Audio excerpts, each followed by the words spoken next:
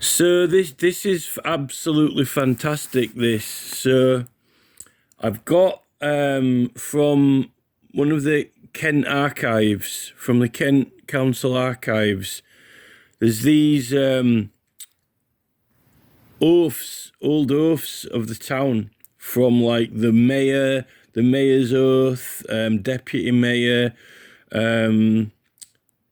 like, you know, the sheriff and so forth. But it's got the jurats oath as well.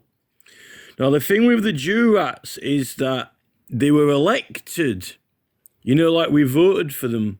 We voted for the jury, for the jurats, and it's supposed to be like a proper position, you know, like you vote for a mayor or a councillor, right? So there was meant to be like a certain number of them, and then, you know, when they get too old or whatever, then you replace them with new ones. But obviously, you know, things change over time. But that's the idea, that's the point. Now, the thing is, this confirms what I thought. What's actually happened is that the councillors are the jurats. You go get your head around this. The councillors are the jurats, the jury. But we didn't have the council like it is now. So when you've got like, we had a jury for magistrates court, right, for criminal matters, which now they're just in the Crown Court. But they're in the magistrates court until mid-1800s, right?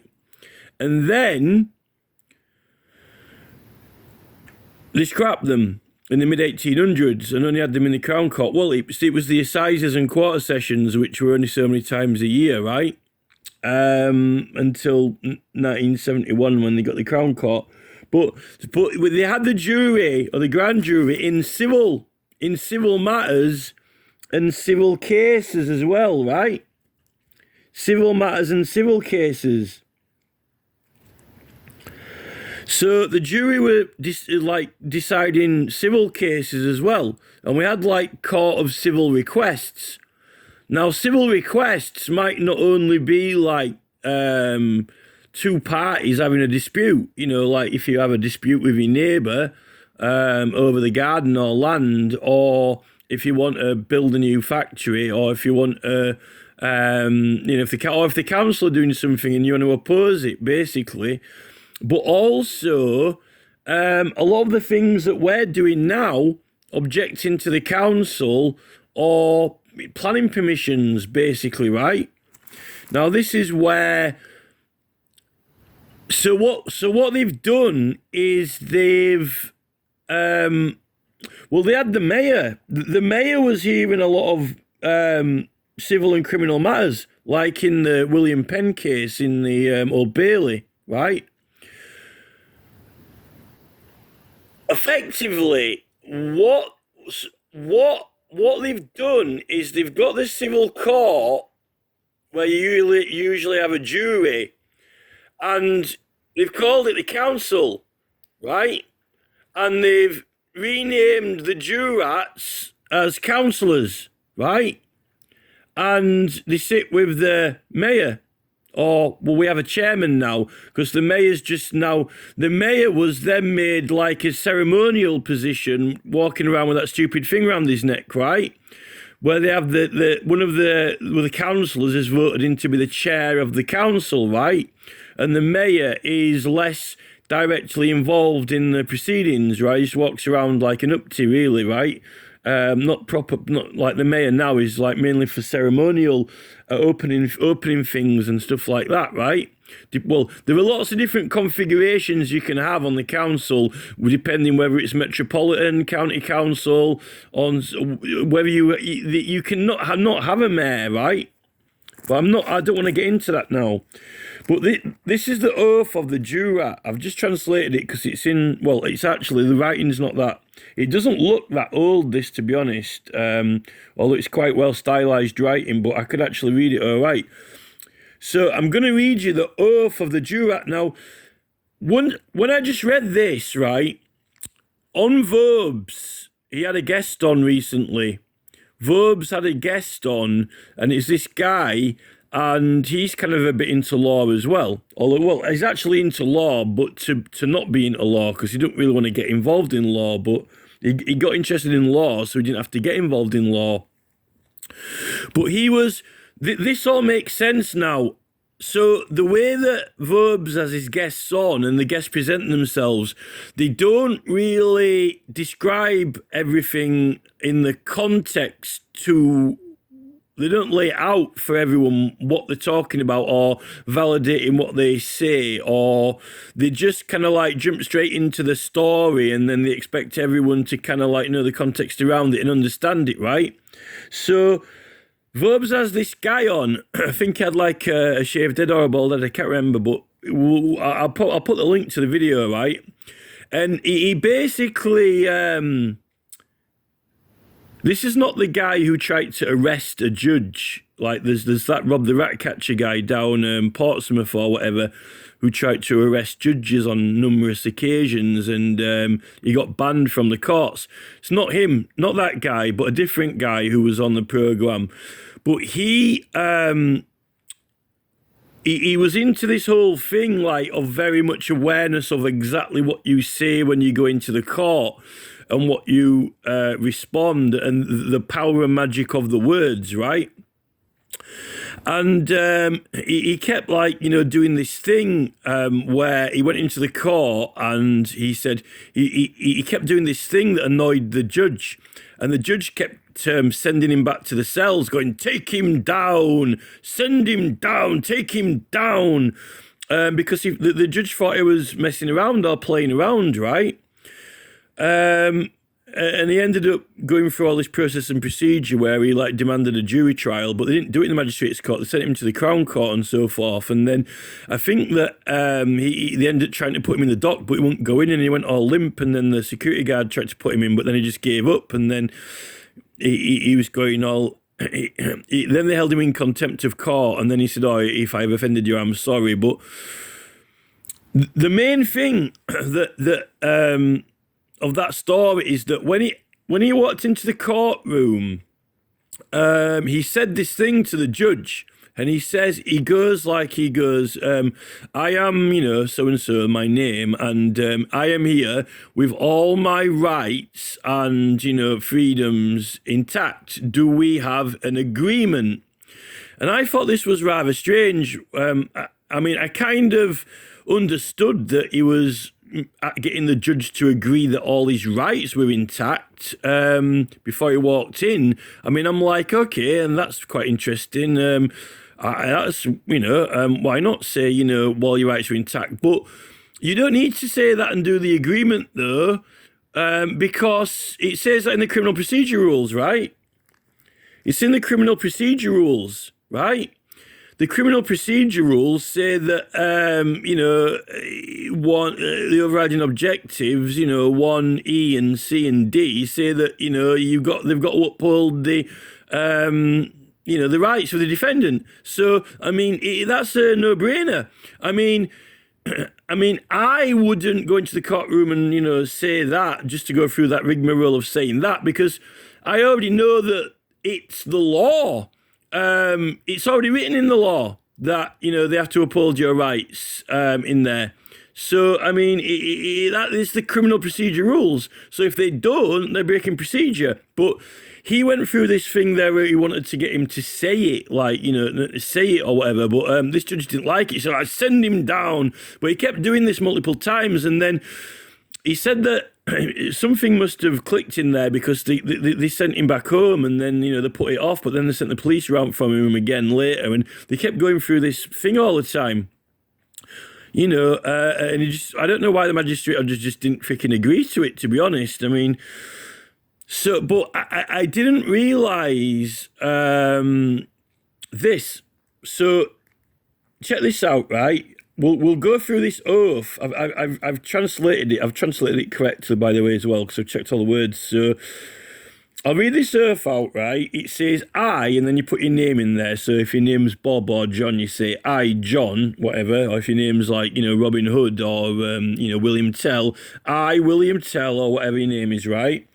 Will truly, to my power, maintain the franchise, charters, liberties, and privileges to this town and hundred and of Tenterden. So that's the name of the actual town, right? Tenterden. So if you were in Leicester, you would say, I, William Tell, truly to my power, maintain the franchise, charters, liberties and privileges to this town and hundred of Leicester. Although, well, Leicester's a city, but, you know, fair example.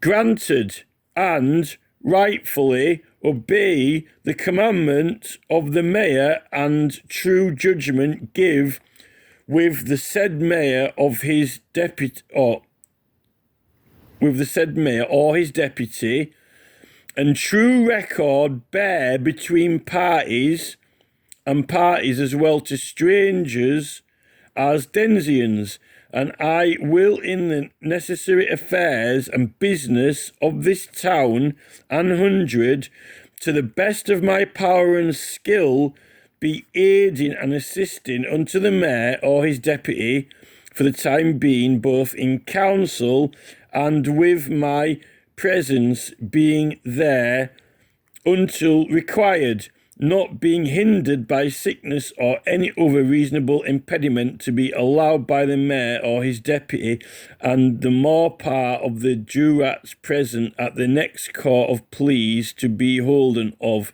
as God help me, as God me help. So they didn't actually used to put "so help me God." It's just like you need some help, you know. I need some help. It would be all right if God did help me. But this is like "as God me help." So you're actually helping God here. You're the one with the power. You have power. You're actually helping God do God's work. Right? You know, like you're stood there with no powers and you're like begging or pleading or praying for God to help you or intervene with something. You are helping God. As God me help.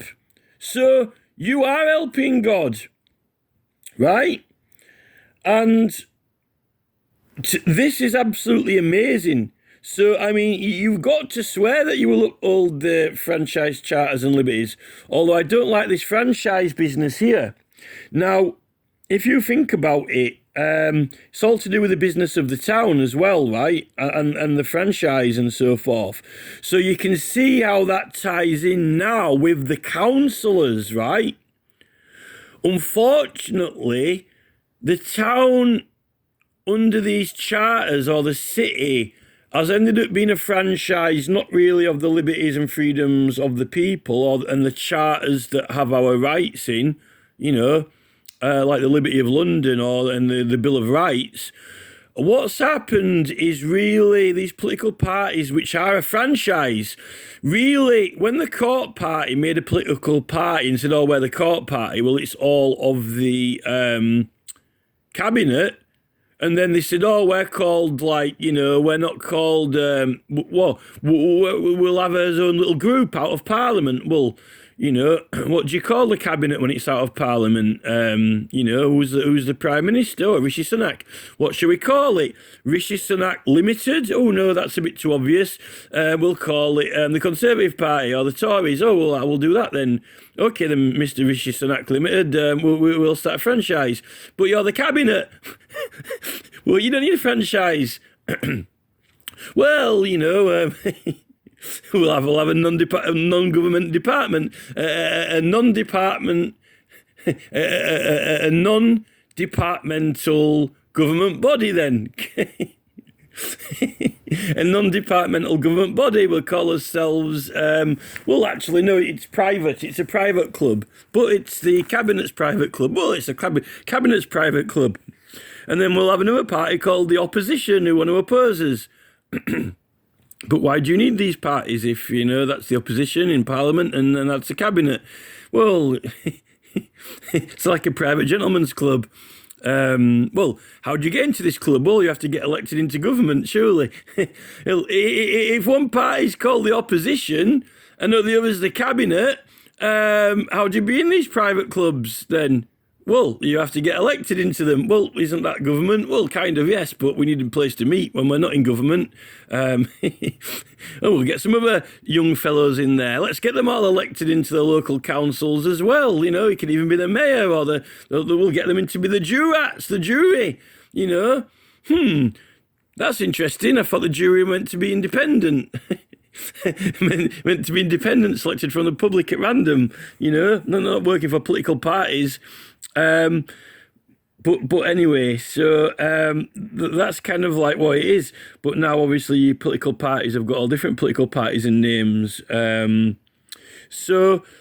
But now what's happened is, because all these people get involved in business and franchises, and then they give the contracts to the council out, and they like making money out of business, and then their pals in the political parties have got factories and biscuit factories and so forth.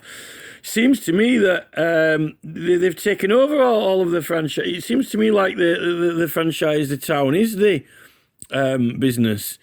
But it's meant to be a fair court of law, you know, with a jury and who are meant to be impartial, that the people have elected, you know, not political parties with agendas.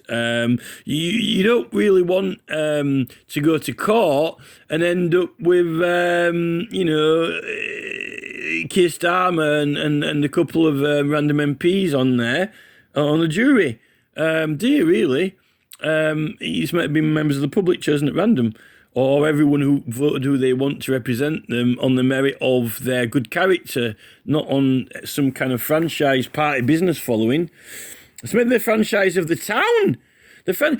Just a minute. How can, if it's like, if the franchise that they're sworn in on, right, is like the town, and the charter the town's been given with its mayor and citizens and so forth, that's our franchise. Us, right? So what is the Labour Party doing? If the Labour Party is a franchise and the Tories are a franchise, they're like, this obviously Labour controlled council. Well, that means that a political party is a franchise that's taken over your franchise. But what about our liberties and rights and freedoms under that charter? Or, well, you know, political party policies. Well, just a minute. This is our town with its own charter and there's own liberties and rights. So the Labour Party policies coming in here. Well, you voted us in. Yeah, but you got to abide by the liberties of the town. Well, it's Keir Starmer. Well, why is he not standing up for these protesters and activists who doesn't believe in it? Well, I don't care what he believes in. There are laws and rights to uphold, you know. So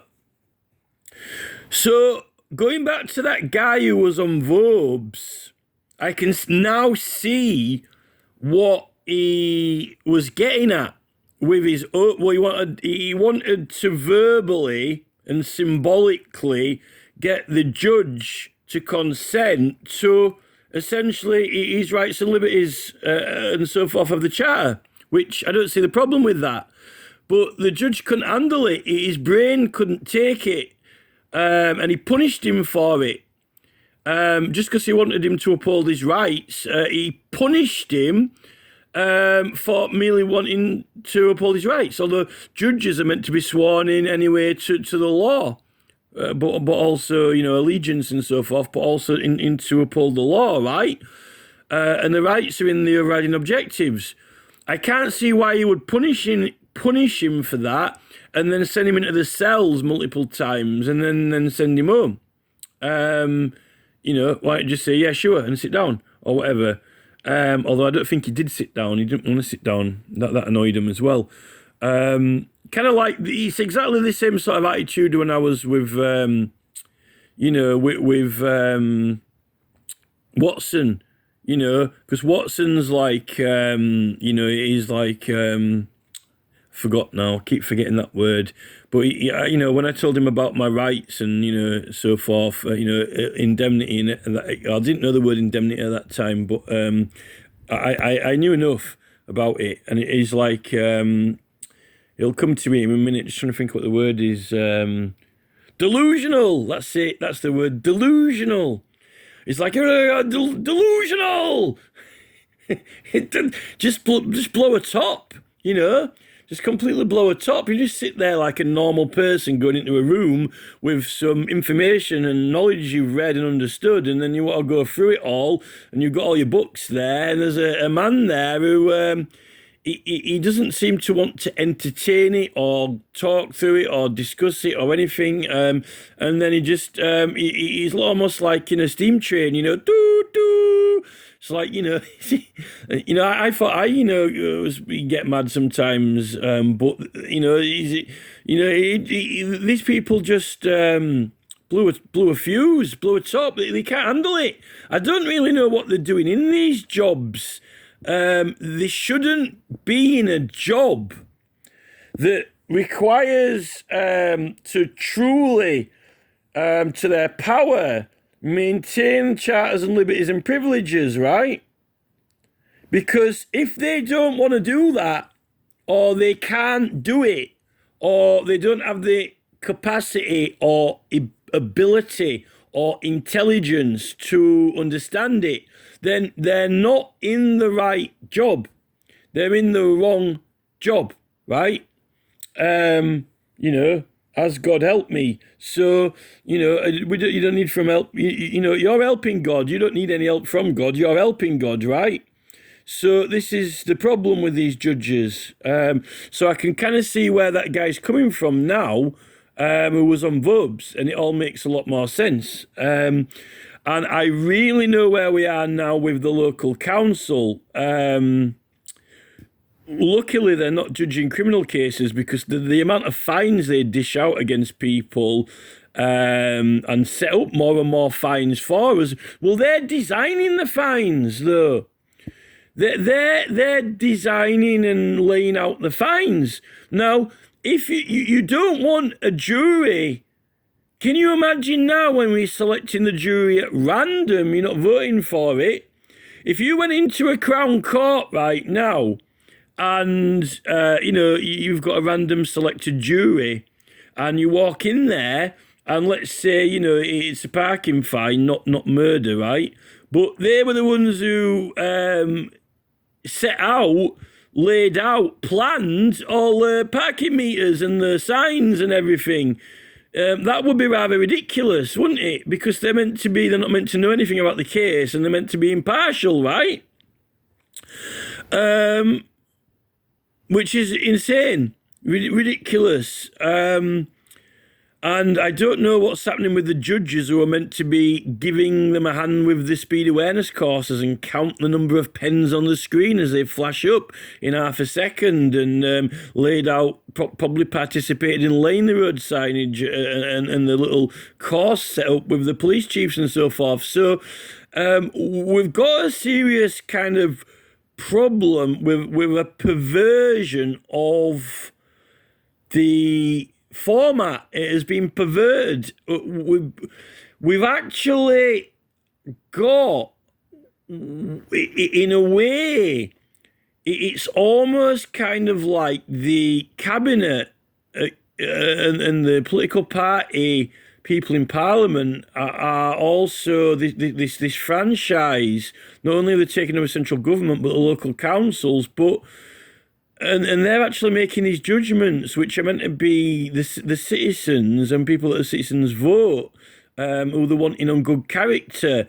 But now they're voting for like a party, a colour, an emblem, a set of policies, which you can't really have in a courtroom. You can't have jurats who walk in and they've all got policies, because every case is different depending on they've got to judge it on the evidence. Now, they don't say anything about referring to the evidence here, judging a case by evidence or anything to do with their conscience in this. It's purely actually basically on the Charter and the rights and liberties, which the Charters and the rights and liberties are the law, basically. You know, that's the lawful due process and so forth. So this makes a lot of sense now. I mean, if the judge, if the jury now, when you've got Extinction Rebellion in court, right? If the jury read this out, in the court, you see, when Extinction Rebellion are there, you wouldn't need those people sat outside with those signs there saying, every jury has a right to its own conscience, blah, blah, blah, blah. Because part of the oath is, I will truly to my power maintain the franchise charters and liberties and privileges. Well, this presupposes that they know what the privileges, liberties and charters are and are educated in them and know what they are. So they're already meant to know that law, right? It's not like when you go into a courtroom, apparently, jurors aren't allowed to research any law or any case files, but I don't think that there's a certain law that they're meant to know, or they've got to know to be able to do it, or they've been told, like a little bit like the criminal procedure rules and so forth, or the criminal procedure rules have got to be written in a way that everyone can understand them. They've got to know what all the rights are, because how can you apply the overriding objectives of upholding the rights if you don't know what the frick they are? So, it would be, you see, this Trudy Warner's getting prosecuted for sitting outside courts with a sign, but it's the same information that's on the plaque in the Old Bailey that everyone can read anyway. So I really don't know what the Attorney General's playing at. And I don't know what the Attorney General's doing in there anyway, prosecuting when she's on Privy Council and, Extinction Rebellion have got grievances against His Majesty's government. And the Attorney General can't understand or comprehend anything that His Majesty could have done wrong. So she can't even understand the grievance. She's not qualified by the Attorney General is disqualified from understanding grievances against the King, or that he might have done anything wrong or owe someone money or whatever. The Privy Council can't understand that.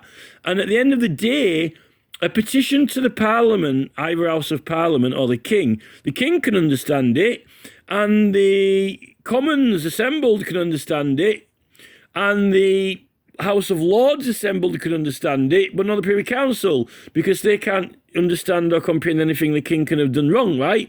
So I don't know what the frick... I mean, Lucy Fraser can't either. There's no point complaining to Lucy Fraser about anything because she can't understand it.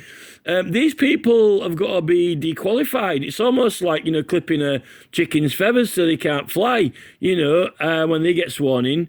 This is why you went to petition the House of Commons assembled and the Lords assembled, although they can refer things to committees, but you don't really want a committee with a Privy... there are justices who aren't Privy Council in the House of Lords. I'm seriously concerned with the current format. There's all kinds of perversions of liberty of the citizens' right to judge themselves and a fair legal due process. So if you understand what has happened, we've ended up with what we've got is the franchise of kind of Rishi Sunak, or the franchise of McDonald's or Donald Trump, who's got collected all the money from everyone, taken all the juries out of everywhere, of the people. They throwing money at the government to lobby what they want, making themselves a hell of a lot of money, building left, right and centre everywhere, whether we like it or not, and we can't object. And they're creating the destiny of mankind, and now even getting into the Department of Innovation and Technology. And then all the ministers who get elected are just like, oh, yes, very, very interesting, new technology. Oh, here's a new C90 cassette. Oh, yes.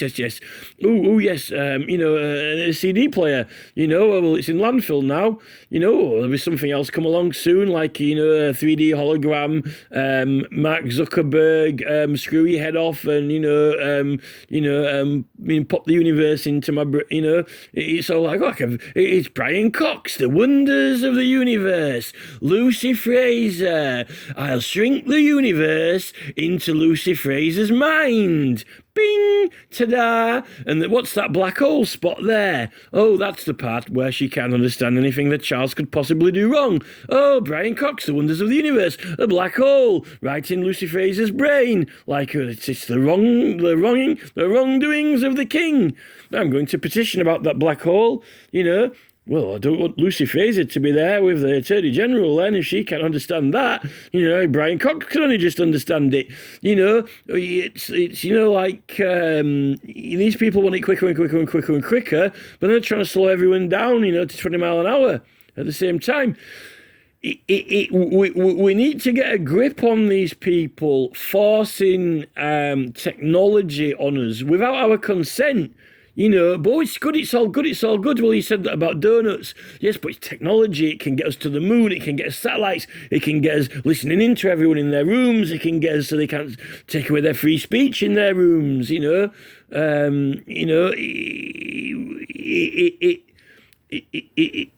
We need to get a handle on these people, but they're trying to get a handle on us, you know, at the same time.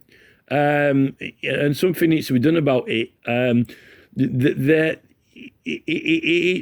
think it's borderline megalomania and fascism. We need to get a handle on them, really, and stop them very quickly. But Mark Zuckerberg doesn't want to be stopped. He thinks it's Stone Age, retarded, backwards. But it's not retarded and backwards when someone has destroyed your paradise and, you know, built a widget machine next to it, and then the crime level's through the roof, and then, you know, the solution is to listen to what everyone says.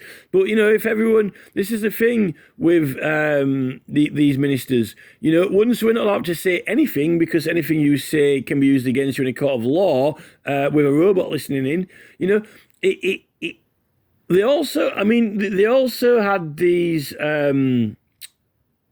like, common informers, right? Where they encourage people to go grass each other up, you know, and go to courts, you know, like private prosecutions and for breaking laws, right?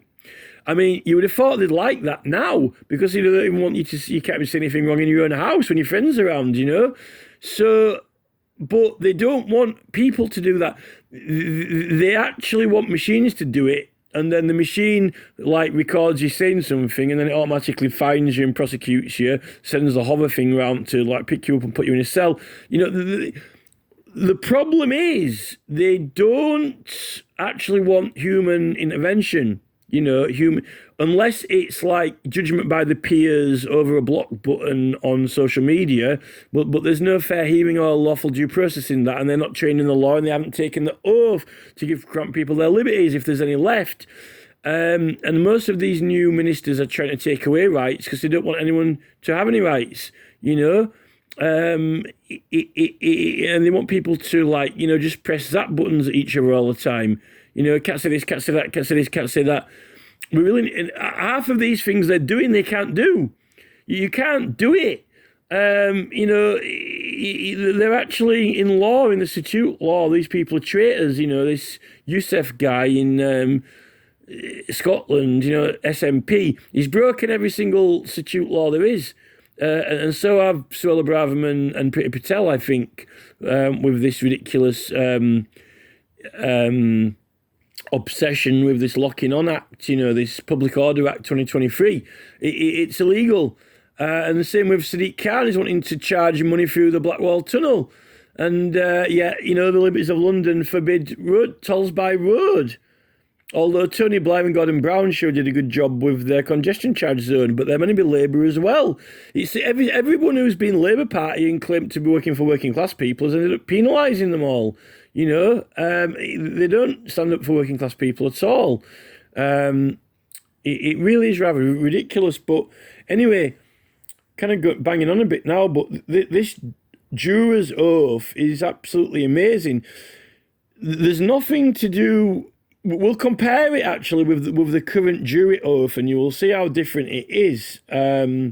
Quite remarkable, really, because this wouldn't require. I think Extinction Rebellion probably know all this, but they're not saying these things in their videos. They're not saying these things in their interviews, but they're just doing it. Although the story of that Trudy Warner, it doesn't say that she's researched all these things. It just says that, she got this idea of, from the basic idea of that William Penn case, and then just decided to get this card, and everyone started copying it. It didn't actually do the story, that, it's Tim Crossland, he had a meeting with Extinction Rebellion, and they went through the whole William Penn case in great detail, word for word, and then they went through all these oaths and so forth, and they worked out, what they're doing is corrupt, so we'll do this jurors card thing, to try and see if they pick the hint up, see if the judge or, some MP or some of the, dumb candy news programs, with a couple of brain cells short of a picnic, or the Attorney General, could it even be Max Hill? It slipped my mind. What, 2 entire acts of law? The acts of law in precisely that, you might have been looking for. Oh, look, there's a can of Coke there. Oh, look, it's the Can of Coke Act. Oh, I'll just prosecute you for criminal damage for squashing it then. You trod on a can of Coke and squashed it. Well, didn't you know there's a Can of Coke Act? Oh, how would I know there was a Can of Coke Act? Well, it's the exact act that regulates cans of Coke. Why wouldn't you know what the Can of Coke Act was? Oh, look, there's a biscuit tin there. The Biscuit Act. 1973, I just trod on a pack of biscuits, Oh, that's criminal damage, that. But what about the Biscuit Act? Have you looked at it? Well, why would I want to look at a Biscuit Act for? Because it's a pack of biscuits, but who would?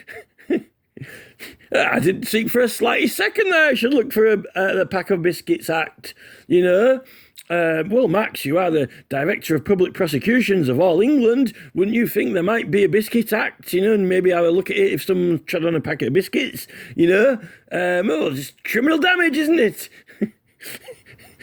Well, we'll just check the Biscuit Act first to make sure that it might be permissible to stand on biscuits, This is the kind of intelligence level that we're at with it. So I really don't know what the Attorney General's doing, trying to bring criminal charges against Trudy Warner, when, according to this is something that the jurats would be required to have sworn on oath before they even go into proceedings, right? And understand, not get themselves prosecuted for researching something that they are meant to know by law in their oath. I don't know what tweaks and knobs Keir Starmer's been turning when he's been Chief Crown Prosecutor or Director of Public Prosecutions or whatever he wants to be, but someone tweaked the wrong dial somewhere halfway through, and this is what it's meant to be by lawful due process. So I guess I'll put the current jury oath and you can compare them. Although I think there's one for... oh no, there's the witness oath, and then there is the witness oath, and then there is the there's the witness oath, and then there's the jury oath. It's on the Crown Prosecution Service website anyway.